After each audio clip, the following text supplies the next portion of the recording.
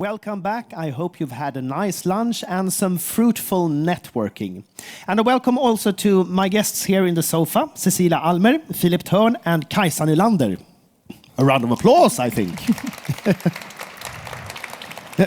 So let's start with you, Cecilia. You are Senior Project Manager of Sustainability at Stratsys, but you have an extensive experience of working at both a strategic and operational level from various different companies and various different industries.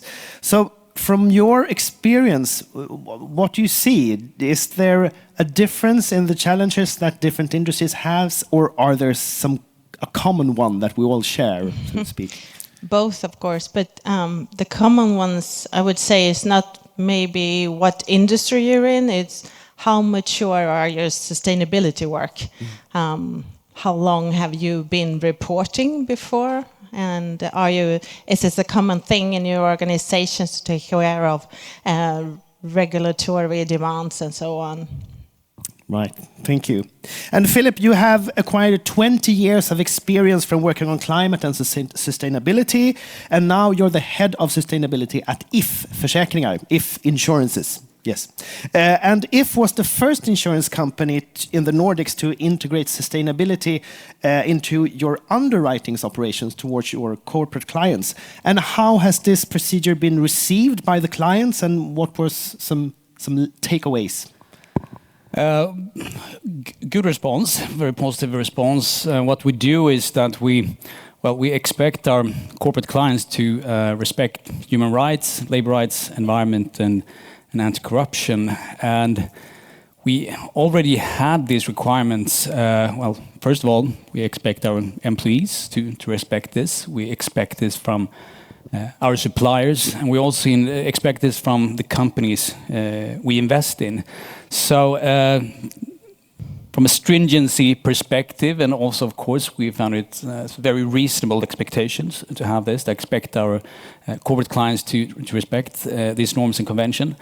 And it has worked really well, positive response, mostly, I would say. And of course, fair to say there that most of our clients are respecting these norms and conventions. So it's not that, we have a big thing here with a lot of clients which have problems with this. But we have roughly 20 cases last year where we looked into, made a thorough ESG assessment. And there's been cases where we have said no to corporate clients due to the fact that we think they're not meeting these standards. Right. And Kajsa, you have previously held various leading positions as sustainability manager at Systembolaget, senior consultant and CEO at Respect, and now you are head of sustainability at Svenska Spel. And if I understand it correctly, you have been successful in educating your board about sustainability, its risks and its opportunities. Can you tell us shortly about what you did and what outcomes you got? Well, we have a very motivated board, and they really they have understood that they are responsible for the sustainability report in the end. And what we write there, they are signing it, and they need to ensure that we actually do what we say that we do. So we started a training program with them with different modules for E, S, and G.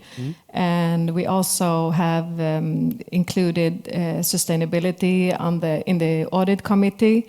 And on every meeting, we update the board and also the board meetings. And they have also started to challenge us much more in our decision making. And so we have a really good dialogue. Dialogue and cooperation. We work together. Yes. Yeah. So we're going to talk about the very exciting subject of rules and regulations here. But before diving into that, I would like to ask you, how do you think sustainability teams cope with all the regulations and reporting requirements that is needed? Do you think there is a larger need for resources to the sustainability teams for coping with all these new kinds of regulations? Well, sustainability controller is, of course, a new role for many. And we can see that in the ads, or work ads, or what you call them. But especially it's important to remember the collaboration, cross-functional. So you don't need all the resources to be in the sustainability team. And I think that's what you said as well. Yeah. I think it's super important that you have sufficient resources. I mean, I love good data, and good reporting is very important. But it is a risk, of course, that if you don't have sufficient resources, reporting will take all of your resources and energy. You won't have time for the strategic work. So I think it's vital, actually, that you have sufficient resources for, well, both reporting and then actually doing the work, the strategic work. So that's key message here. Kajsa, would you like to add something? No, I agree. I think the most crucial role right now is sustainability controller, and use the sustainability experts for strategic issues, for advising, to support the organization on what they need to do. But the reporting should be done by reporting experts. Yes. Yeah. And we've mentioned it already, but the CSRD. What kind of transformation do you believe that CSRD mean for companies? Philip. Well, linking to the previous question here, what we're doing now, we're integrating sustainability reporting into our corporate reporting. So we're actually gathering financial reporting, risk reporting, and sustainability reporting into the same unit to make sure that we can draw on the infrastructure we already have in place regarding financial reporting, etc. To again, talking about resources, making sure we have sufficient resources, we have risk reporting expertise, we have internal control system, we can So I think that's. I know that many companies are doing that change, so gathering the reporting specialists in one unit. I think. Do you see it as a challenge or an opportunity? As an opportunity, I think that way you make sure that you have, or hopefully you make sure you have sufficient resources also for the strategic work. And Kajsa? Well, for us, it has been to ensure that we have sustainability top of mind all the time, and also to use the materiality analysis as part of our strategic discussion, to have one strategy for the whole company where sustainability is a natural part. And to also have targets and to follow up on these targets and KPIs as much as we follow up on the financial targets, actually. So I think the whole transformation has to involve everyone to really incorporate sustainability into the business strategy. So it's more an opportunity for you too. Yeah. Yes. Cecilia? Well, I think its conclusion is that CSRD makes the ESG be in the center of the company next to the financial reporting. But for be more specific, I think that competence, communication, and collaboration is something that everyone needs to look into regarding to CSRD. And using the double materiality assessment is a very useful tool for strategic planning, for risk analysis, and I think it fits nicely into that infrastructure, so to say, or those processes. So it's a good tool, the double materiality assessment. But what do you see as a risk with increased reporting requirements then? No risk. That's Yes, of course, there's. I think that there are two groups of companies right now. One that is focusing on the reporting as a compliance, and just that is the responsibility of one or two people in the company. And then there is another group that is really using the CSRD as a strategic, a business driver, and to really see the benefits and to incorporate it. And when you look at ads right now, you can see clearly on the responsibilities of the people you're looking for, sustainability experts. If it's a company that wants it to be a reporting role or a strategic role, and there is a lack of competence, I think, on the market. It's finally our market now. We've been waiting for a long time And I think it's quite clear, like which company we would choose to go to, where we would like to work. So I think it's also a competitive advantage now, and it's very like dangerous to be part of the group one and forget about the how the strategic value. Yeah.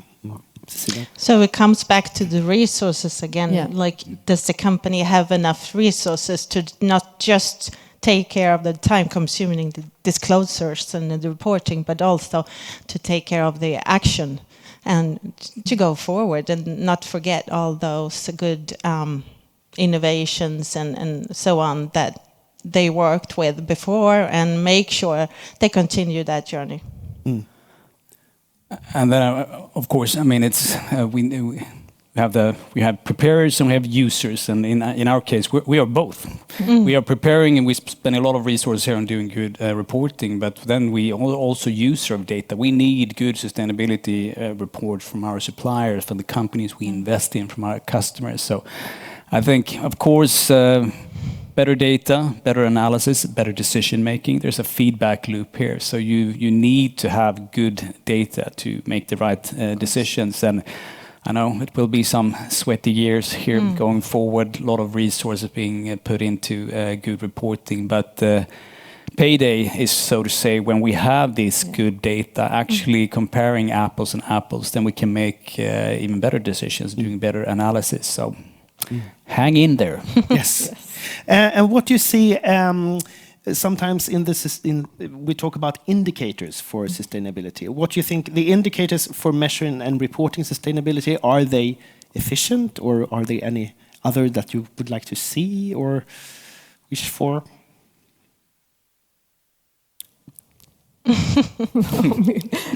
Sufficient. There are quite a few. Yeah.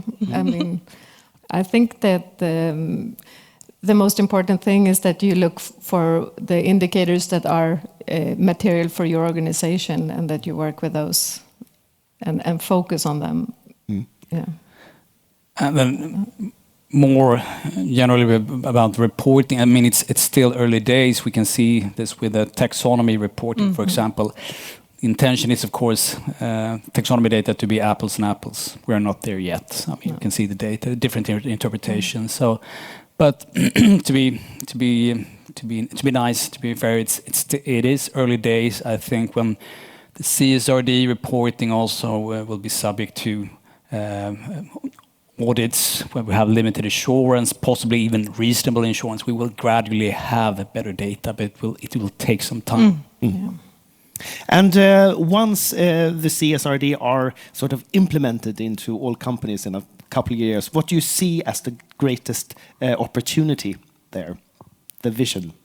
The vision to go on and continue on that is the comparability and the transparency, and that we can see for investors and also other stakeholders to compare companies. Is mostly investors that we usually talk about, but there's so many more stakeholders that have a use for these data and to compare different companies. Better data, better analysis, better decisions. So, and what gets measured gets managed. I think that's hopefully where we are. Yeah, I agree. And both to compare with other companies, but also with your own company to see that there is a progress, of course. Yeah.